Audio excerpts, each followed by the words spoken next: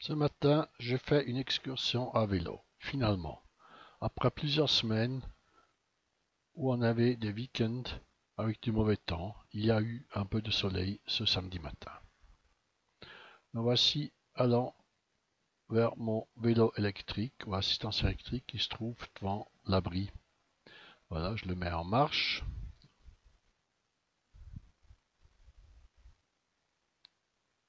J'ajoute le GPS sur lequel j'ai programmé mon itinéraire.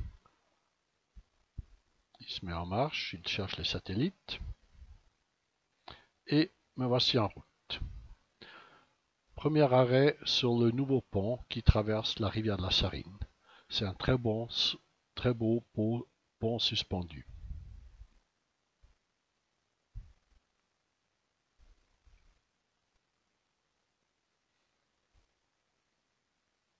Sur le côté, il y a des barrières anti-suicide, mais pour faire du plaisir aux touristes, ils y ont mis des fenêtres pour qu'on puisse prendre des photos de la ville de Fribourg avec la cathédrale. Premier arrêt entre Fribourg et Tavel sur la première hauteur. Il y a pas mal de trafic, mais comme il y a une piste cyclable, ça va encore. Et déjà, au fond, on voit la vue dans les montagnes. Comme le soleil est légèrement couvert par du nuage, malheureusement, la vue n'est pas aussi belle qu'on voudrait. Mais on voit qu'il y a encore pas mal de neige.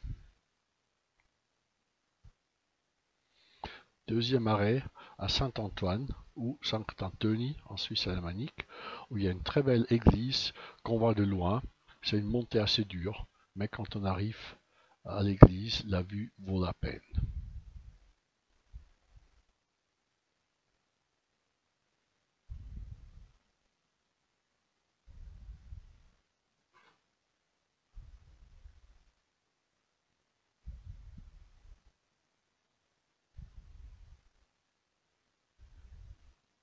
C'est une belle vieille église de style romain,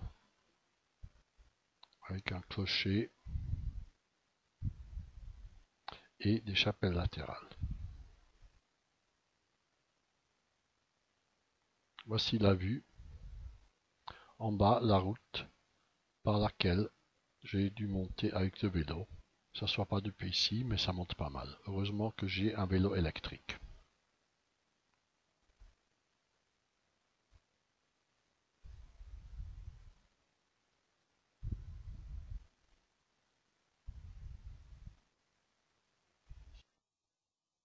J'entre dans l'église et il y a une petite musique de fond qui joue, qui est très agréable.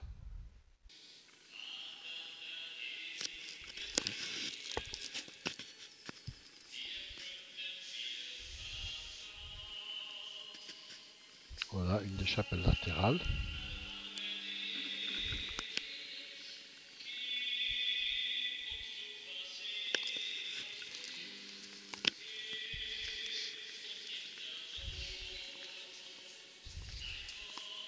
La nef avec les vitraux, l'autel.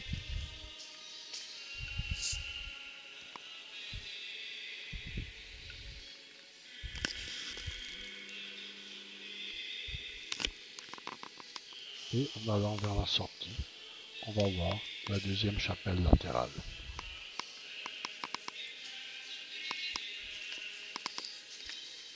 A aussi des vitraux très joliment décorés. Fini la visite et on continue la route.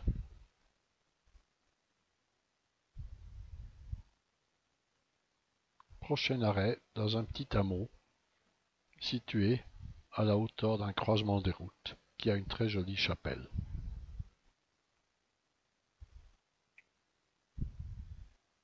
La voici.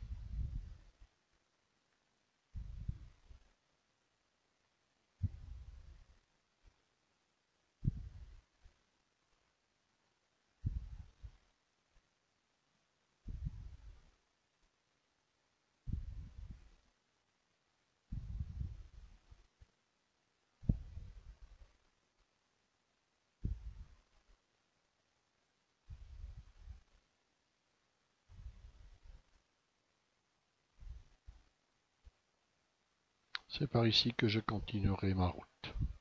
Mais d'abord encore une vue sur la chapelle depuis le devant. On voit comme elle est joliment décorée. Le clocher a lui-même une forme de cloche et des armoiries au-dessus de la porte.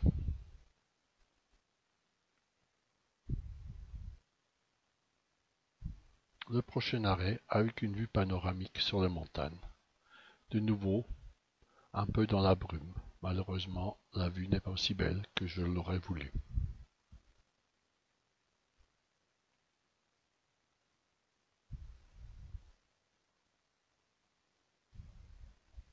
On voit tout de même les montagnes enneigées.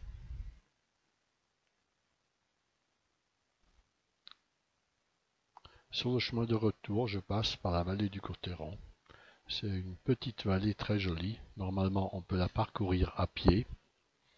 Mais récemment, il y a eu un glissement de terrain. C'est pourquoi le chemin pédestre est fermé.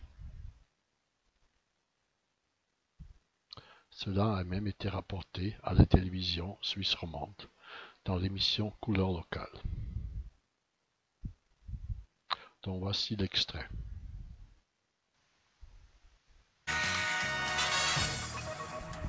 Sur cette falaise, hier encore, se dressait une maison. Mais cette nuit, catastrophe, plus de 2500 mètres cubes de roches ont dévalé la pente et emporté la bâtisse, heureusement inhabitée. Cela faisait déjà plusieurs semaines que l'accès à la vallée du Cotteron, à 2 pas de Fribourg, avait été restreint par mesure de précaution. Il s'agit d'un surplomb d'une falaise qui a été sous surveillance depuis quelques années en fait. Et c'est les forces gravitationnelles, si on veut, c'est la nature qui a fait que cette falaise qui s'était détachée de la roche-mère est tombée cette nuit. Pour l'heure, le danger semble écarté.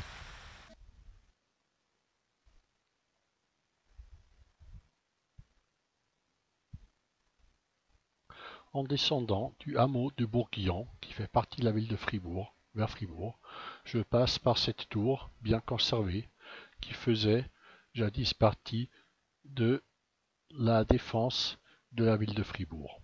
C'était le premier cercle de défense. Et on a une très jolie vue sur la ville de Fribourg et de nouveau la cathédrale.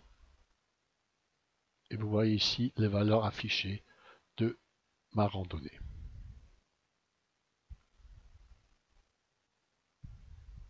Encore une fois le pont par lequel j'ai passé avant. Et voici la vue sur la cathédrale. Je vous remercie d'avoir regardé ma petite excursion.